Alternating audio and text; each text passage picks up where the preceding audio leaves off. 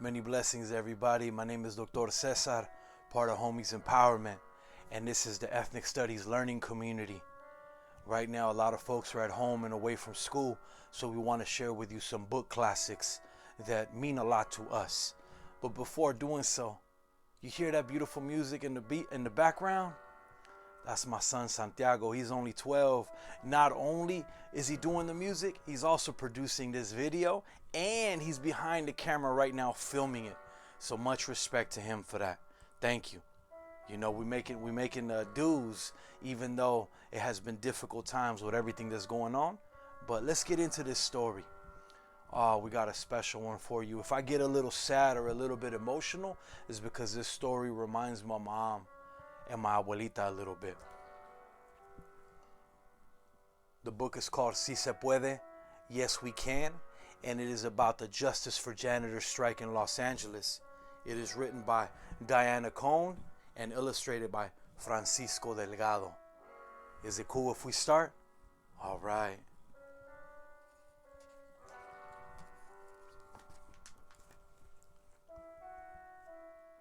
Sleep with the angels, Carlitos, says Mama when she tucks me in.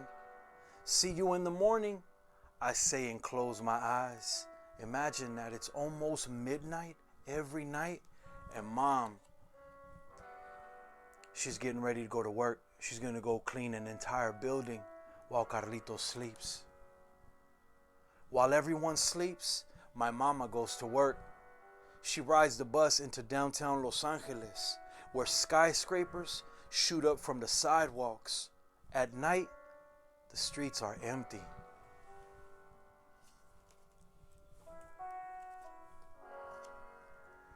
There you see an image of Mom.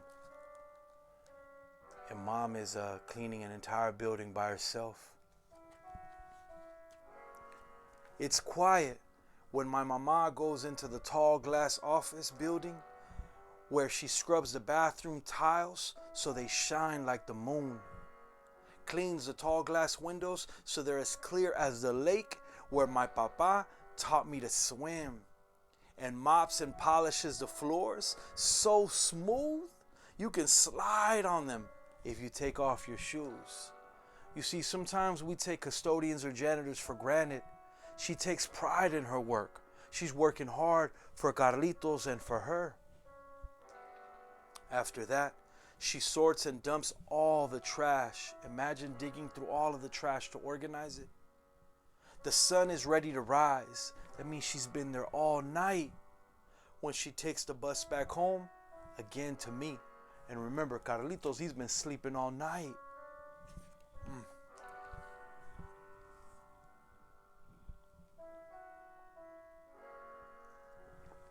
This book is hard for me to read on a lot of levels, so you'll have to excuse me.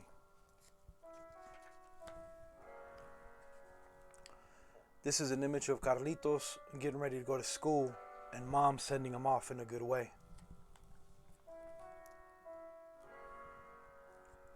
When I wake up, Mama's always in the kitchen talking to my abuelita. For my abuelita, may she rest in peace. We all eat breakfast together. Abuelita fixes me a bean burrito for my lunch.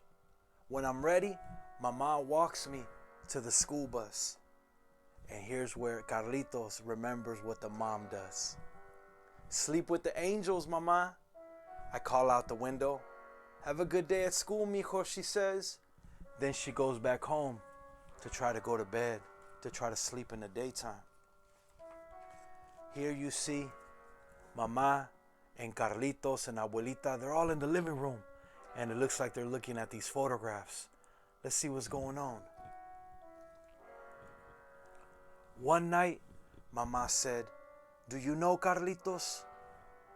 I can't take care of you and your abuelita the way I want to."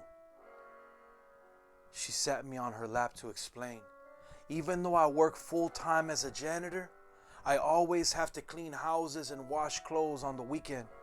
Imagine never having a day off. That's Mom's. That means we don't have any time together. and I can't afford to buy the medicine abuelita needs to help her sore bones feel better. I looked at my abuelita. I looked at my mama. I looked at the family photos on the wall.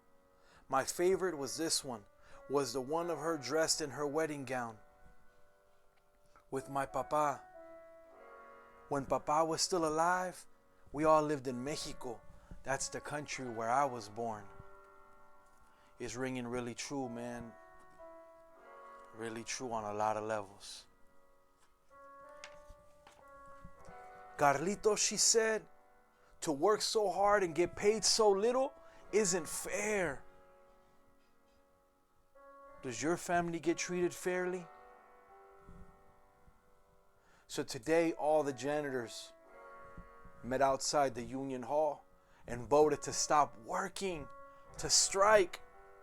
We're gonna let those offices get dirtier and dirtier and won't clean them again until we get the pay raises we deserve.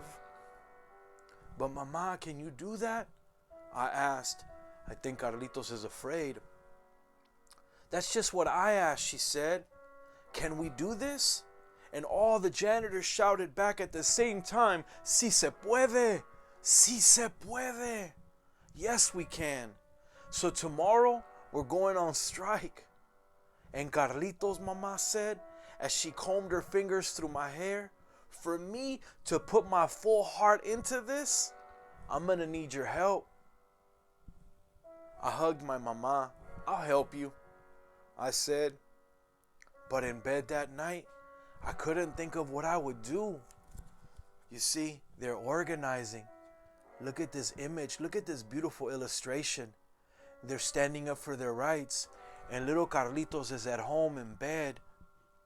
Mom's off to work again. And he's wondering, how am I going to help my mama? If your family was about to go on strike, it means they wouldn't get paid any more money. And there may not be food to eat. What would you do? How would you help out? Let's find out. Then the strike began.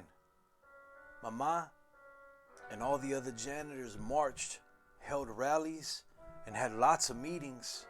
Our phone never seemed to stop ringing. Every morning, Mama read the newspaper. She read these articles about the strike to me. Check it out. There you see Mama on the kitchen table with her son, with Carlitos and Grandma, checking out the stories from the LA Times. She showed me photos of bus drivers, carpenters, ministers, and students all marching alongside the janitors. Where did they all come from, I asked. Mama's eyes lit up. So many people promised to help us. People from Los Angeles and from all over California and even from other states, they came to take a stand with us. That's people power.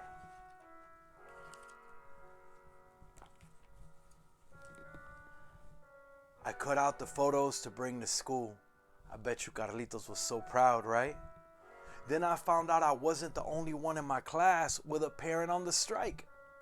Maria's father is also in the union. They're from El Salvador. And Tino's mother, who's from Nicaragua, was out at the marches every day too. Our teacher, Miss Lopez, told our class that when her grandfather came to the United States, he was also treated very badly, just as if he wasn't a person. Grandpa and the other farm workers joined together to fight for a better life, just like the janitors are doing now. Did they win, I asked. You bet they won. When many people join together, they can make a strong force. There you see Ms. Lopez making connections with students. That's a powerful teacher right there.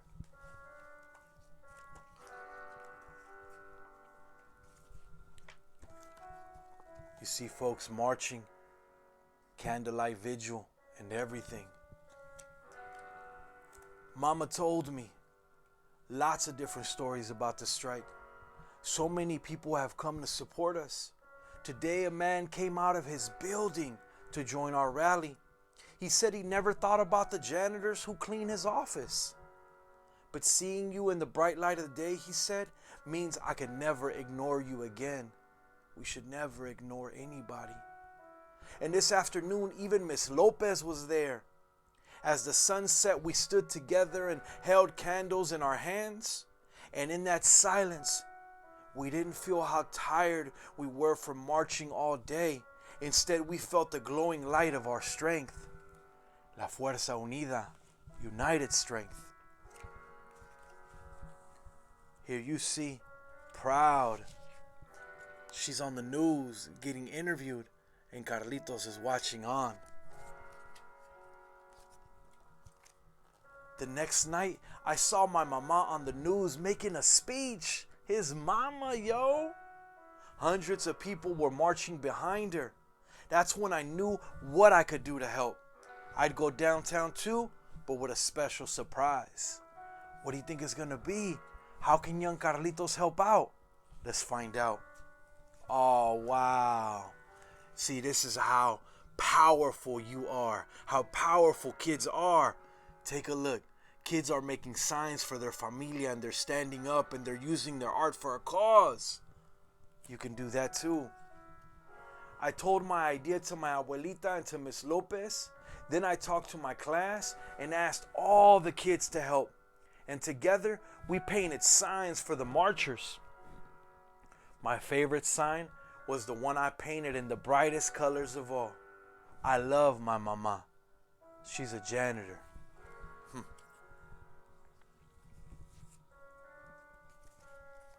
Take a look. The signs have arrived.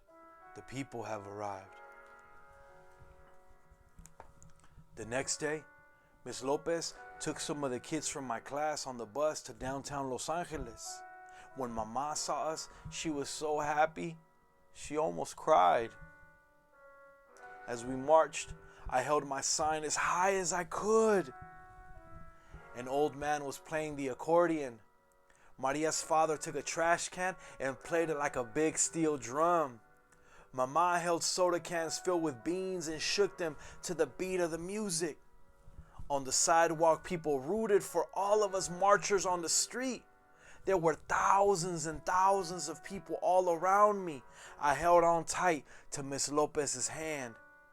Carlos, she said, this is a celebration of courage. After 3 long weeks, the strike was over. My mama and the janitors finally got the respect and the pay raises they deserved. Carlitos, mama said, I couldn't have done it without you, mijo. She hung the sign I made on our living room wall. It's the most beautiful sign in the world, she said. That's how much you impact your parents with your art. Don't ever stop doing art. Now it looks like Carlitos is about to go into a dream sequence. I don't know what's going on here, but something beautiful is happening in his dreams. Let's find out. That night, as always, my mama tucked me into bed. Sleep with the angels, Carlitos. See you in the morning, I said, and I closed my eyes. And that night I had a dream. When my mama took the bus to scrub, mop, and polish in the tall glass office buildings that shoot up from the streets, I dreamt that angels came down to Los Angeles and sang songs to her while she worked. Imagine the angels singing to mama. Oh, that's beautiful. Your dreams are powerful.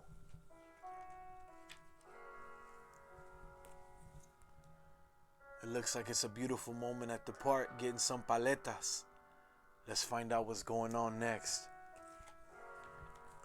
Now, my mama smiles a whole lot more. How much is your mom's smile worth?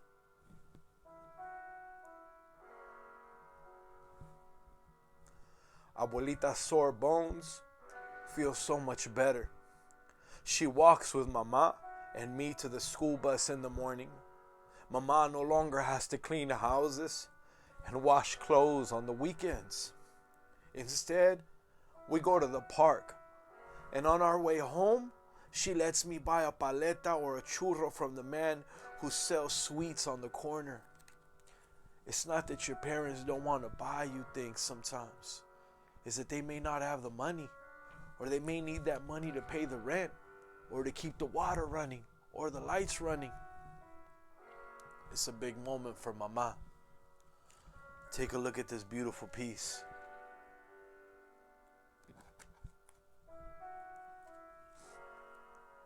One Saturday morning, the phone rang right after we got home from the park.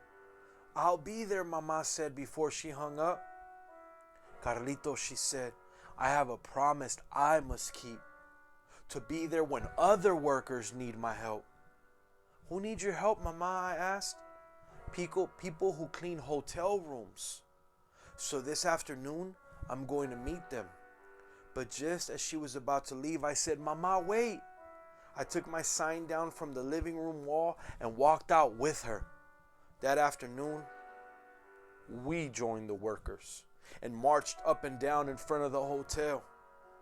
Mama and I met lots of new friends, and together we shouted, "Si se puede." Listen, there's a word that we hear thrown out a lot. It's called solidarity. It means, how do we stand up together?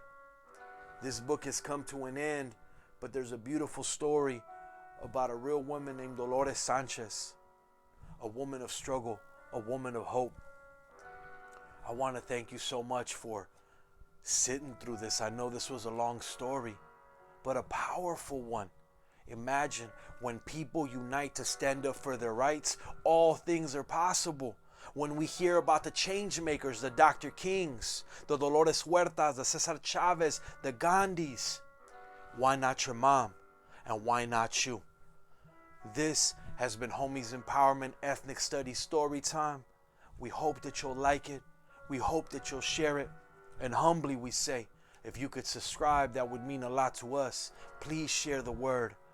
Thank you so much. And I want to thank my own son, who stands up for his rights, who made this video possible, who shot this film, who made this music. Thank you, mijo. You make me proud.